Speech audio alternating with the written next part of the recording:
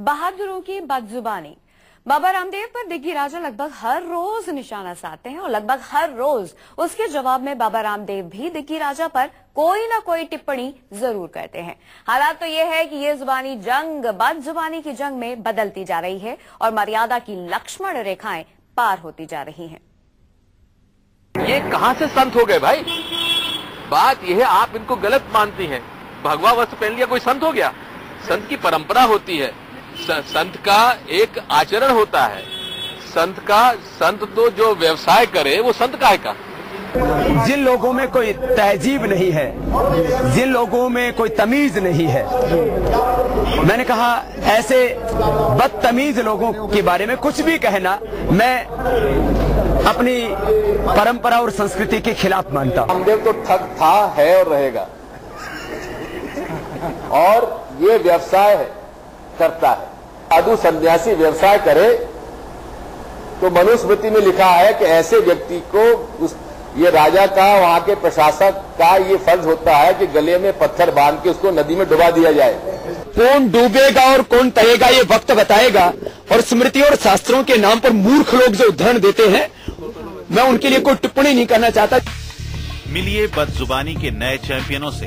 बदजुबानी की आपने एक से एक वानगी देखी होगी, लेकिन दिग्विजय सिंह और बाबा रामदेव ने बदजुबानी के मामले में बड़े बड़े धुरंधरों को पीछे छोड़ दिया है।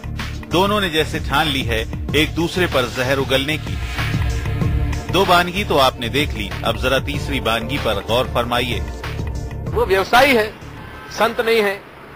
दूसरा बात ये है कि खुद काले धन पे नोटिस मिल रहे हैं, काले धन पे के ऊपर व्यापार कर रहे हैं, केंद्र के पैसे का दुरुपयोग कर रहे हैं और अपने आप को संत कह रहे हैं और कह रहे हैं भ्रष्टाचार मिटाएंगे। औकात क्या है? मैंने कई बार कहा, जिन व्यक्तियों के व्यक्तित्व में कोई गरिमा नहीं है, वो कुछ भी मुझे बोले, इनकी औकात क्या है?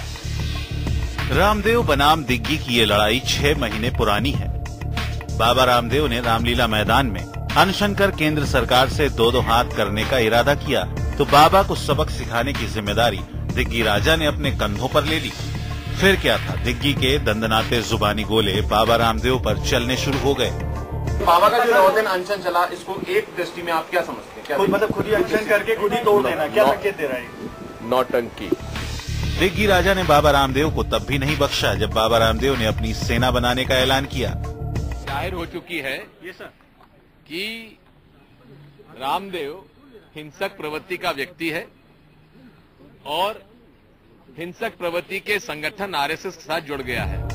दिग्गी के हमलों से बाबा रामदेव तिलमिलाते रहे, लेकिन शुरुआत में उन्होंने गरिमा बनाए रखी। बाबा अक्सर प्रतिक्रिया देने से बचते। जिन व्यक्तियों का कोई व्यक्तित्व गरिमापूर्ण नहीं है, उनके ऊपर वक्तव्य देना मैं अपनी जुबान को गंदा करना समझता हूँ। लेकिन जल्द ही बाबा का धैर्य भी जवाब देने लगा। तैश बढ़ता गया, तलखी बढ़ती गई, बाबा की जुबान से भी शोले निकलने लगे। अहंकार तो इस देश में रावण का भी नहीं चला था। फिर सत्ता के नशे में